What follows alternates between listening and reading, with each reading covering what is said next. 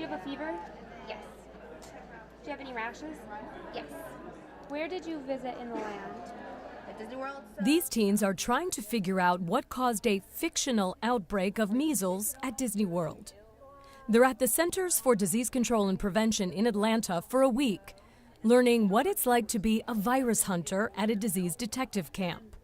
Data has shown us recently that the current public health work group is many of them are approaching retirement, and there's a big need for us to make sure that young people are aware of this as an option.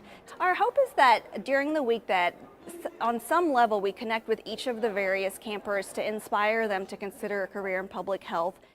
Campers come from all over the world to learn from CDC virologists, scientists, and epidemiologists how to spot, track, and contain outbreaks. Many of these students say the recent Ebola outbreak in Africa spurred their interest in public health. It was always there, but Ebola kind of brought it to the forefront of my mind, and I just thought about it more, and I followed it closely, and I just found it interesting, just how the CDC was trying to prevent it and contain it. They're creating a questionnaire to try to determine the cause of their mock outbreak and learning how to form an hypothesis so they can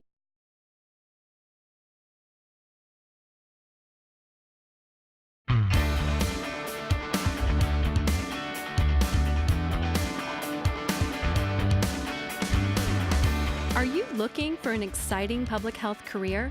Become a CDC disease detective.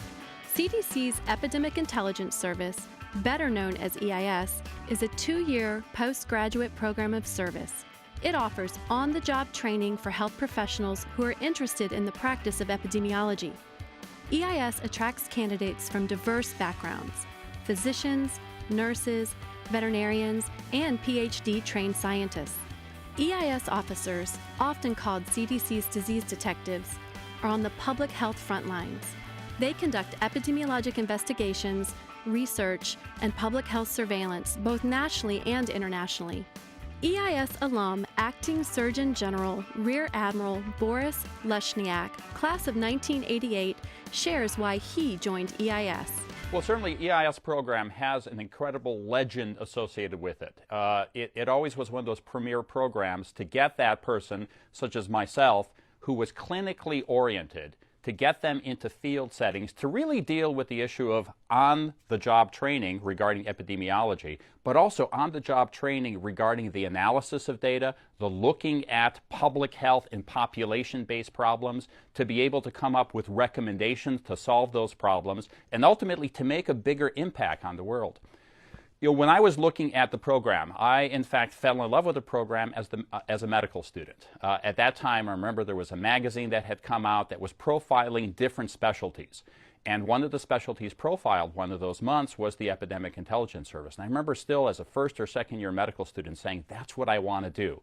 First of all, I wanted to see the world. I wanted to get involved in population issues. So even though I realized I needed to have a basis in clinical medicine, I knew at some point I would dedicate the 2 years of my life to doing the Epidemic Intelligence Service, if nothing else for the variety that it offered, but also for the training that it offered. Being a part of EIS allows you to learn public health epidemiology and gain skills in disease surveillance, epidemiologic investigation and research, scientific writing, and responding to urgent public health threats. EIS officers have the opportunity to work at state and local health departments throughout the United States or at CDC on various topics such as infectious diseases, chronic diseases, occupational and environmental health issues, and many others. Rear Admiral Lushniak describes his EIS work assignment. There were so many different options. There were the option to stay at CDC Atlanta and certainly the diversity of programs there. I was very interested at the state program, but also I had an interest in the area of occupational and environmental medicine and environmental issues in particular. And so I decided to go for the placement at the National Institute for Occupational Safety and Health, and I was initially stationed in Cincinnati, Ohio, as part of their Hazard Evaluation and Technical Assistance Program at CDC NIOSH. Since 1951, thousands of EIS officers have responded to urgent outbreaks and public health challenges by identifying the cause, implementing control measures, and recommending how to prevent similar outbreaks in the future. EIS wants the best of the best to apply for this 2-year program. Individuals who are out there looking at it from whatever base they come from, whether it's from the medical, from the nursing, from the scientific base, they need to look at this as an opportunity to grow, as an opportunity to look at the world, right? This is exciting stuff to be working on.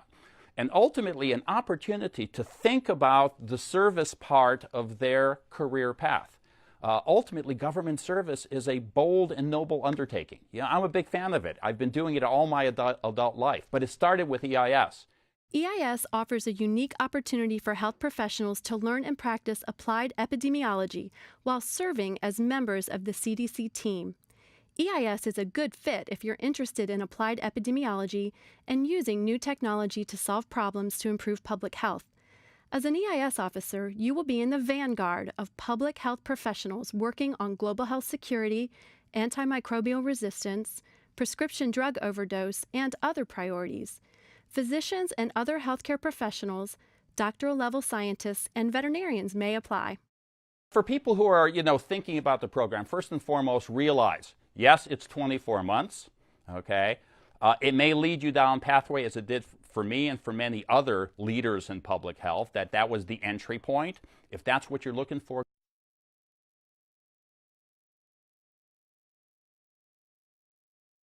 we got to really see the real CDC. It definitely helped me decide a little bit where I want to go in the future. It's a great experience, and honestly, I think it would change someone's life.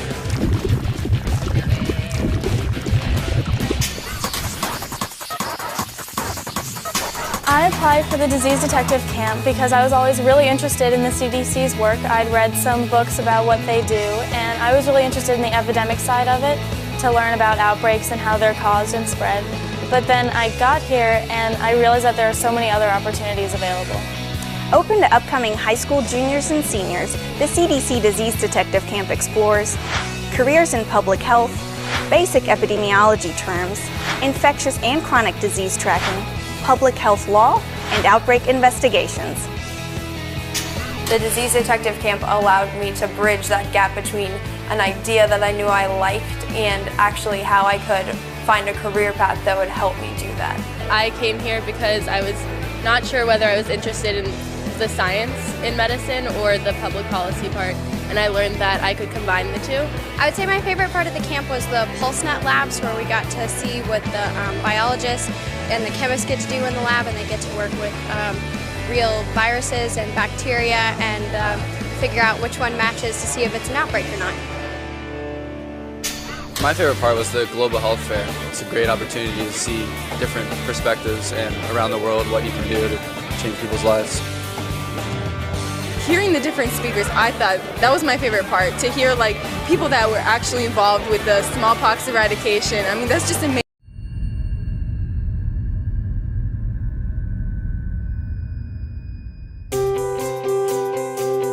What do you dream about?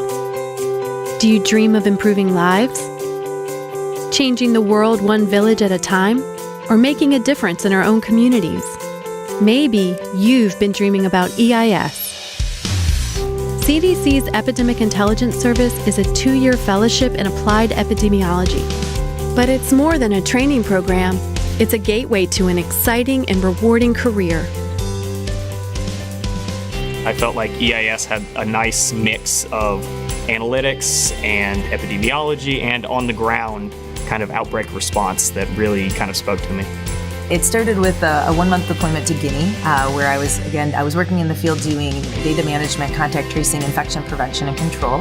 And then after that, I went domestically, but it was mainly in Alabama and Anniston, working on an Ebola safety training course. I had to pinch myself.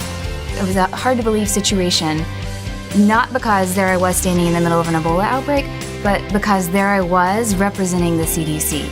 I was in California for 3 weeks investigating an outbreak of bloodstream infections in a dialysis clinic. We basically had an increase in skin lesions among high school wrestlers following.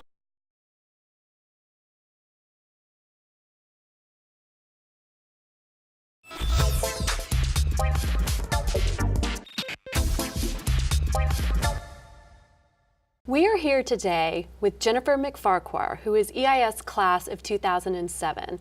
Welcome. Thank you. It's good to be here. Thank you. Tell us a little bit about your background. It's a little different. You're a nurse, aren't you? That's correct. I am a nurse, and I have enjoyed every minute of that as a career path.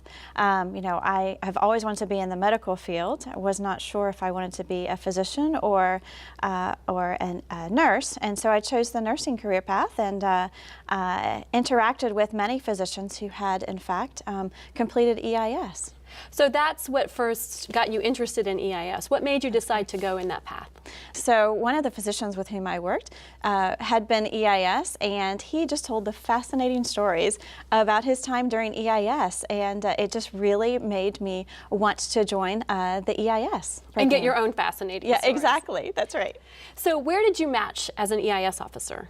I was actually in Tennessee, so I was in a field assignment position. So you were a state-based EIS officer. That's right. So what was that experience like? What sort of outbreaks were you involved in? There were so many different variations of outbreaks in Tennessee. There was no boring time at all in Tennessee. I think one of my first outbreaks was right at my alley. It was actually an outbreak of late onset group B streptococcus in a neonatal intensive care unit. And so, you know, as a nurse and as a former NICU nurse, I felt right at home actually going into that NICU and investigating that outbreak. I was able to go out on my own into a large medical facility and work with the physicians and the nurses and the respiratory therapists and also the public health professionals that came to support me in that outbreak.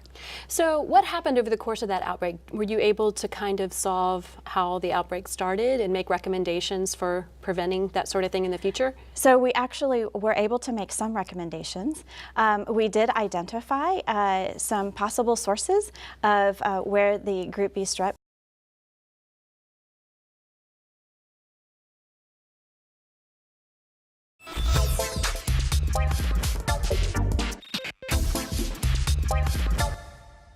We are here today with Dr. Ann Schuchat, who is a Rear Admiral in the United States Public Health Service. Dr. Schuchat, you joined the Epidemic Intelligence Service program when you first started out at CDC. This is also known as the EIS program. What made you do that instead of go into clinical practice? You know, I was doing an internal medicine residency and chief residency year in New York City at the peak of the AIDS epidemic that was emerging in the 1980s. And I loved taking care of patients. I loved the excitement of the hospital, and I really didn't know what to do next. But I remembered during medical school hearing about the EIS program, and it sounded like it might be something exciting and different that I could do before going back into clinical work. So it was really just, maybe I'll try that for a little while. Well, when you came to CDC, what program did you end up working with as an EIS officer? I was in infectious diseases, and I was assigned in what was then called the meningitis and special pathogens branch. And we worked on a variety of bacteria that caused meningitis, like listeria, group B strep, pneumococcus, meningococcus, as well as unusual pathogens, things that could cause toxic shock syndrome, for instance. So it sounds like a pretty exciting area to land in. Looking back, what do you think the most interesting or exciting thing you worked on as an EIS officer was? Well, the two really exciting things that I got to do as an EIS officer were work on projects that led to national policy change. One of them was studying listeriosis, which we now think of as a foodborne disease. In the late 1980s, we knew it could sometimes cause outbreaks that were foodborne, but we really didn't know about sporadic disease. And we did a study that proved that sporadic listeriosis was foodborne, and that led to the U.S. Department of Agriculture making a new policy that ready-to-eat meats were not allowed to have listeria in them. They had a new zero tolerance policy because of a project that we did. So it's pretty exciting to see.